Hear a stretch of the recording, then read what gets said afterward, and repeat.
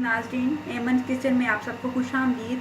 आज जो मैं रेसिपी आपके साथ शेयर कर रही हूँ वो रेसिपी तो नहीं है, बल्कि एक टिप है कि बहुत सारे लोगों को समोसा बनाना नहीं आता। समोसा पट्टी घर में लाते हैं तो वो कहते हैं कि हमें समोसे को शेप देनी नहीं आती, इसलिए आज मैं आपको इसकी शेप बनानी सिखा रही हूँ। कुछ दिन पहले मेरी इस पेज पे कुछ लोगों ने मैसेज किया था कि आप हमें समोसे की शेप बनाना सिखा दें, इसलिए मैं आपको समोसे की शेप बनाना सिखाती हूँ।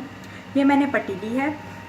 इस पट्टी को मैं इस तरह से फोल्ड कर रही हूँ कि ये पहली पट्टी दूसरी पट्टी के पीछे चली जाएगी और इसको मैं हथेली पे इस तरह रख दूँगी। अब इसके अंदर मैं जितना भी मिक्सचर है उसको डालूँगी और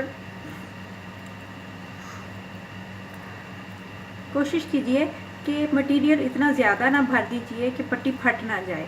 मुनासिब और ख़ूबसूरत तरीके से इसमें आप मिक्सचर डालें। ये फिल करने के बाद मैंने दूसरी तरफ कॉर्नफ्लोर को अच्छी तरह पानी के अंदर मिक्स करके रखा था।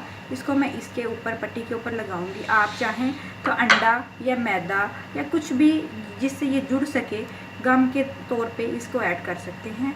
ये मैंने इस तरह इसको बंद कर दिया है। इसकी साइडें अच्छी तरह से बंद कर देनी है ताकि जब इसको फ्राई करें तो इसकी साइडें निकले ना। इधर से भी अच्छी तरह से बंद कर देनी है।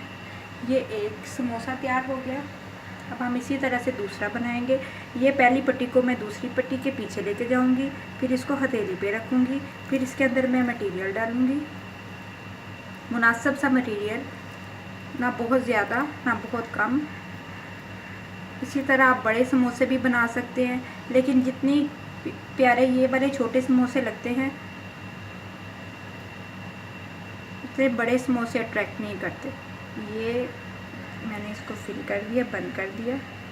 अच्छी तरह से इसकी साइडें नुकरे देख के अच्छी तरह से मैंने बंद कर दी।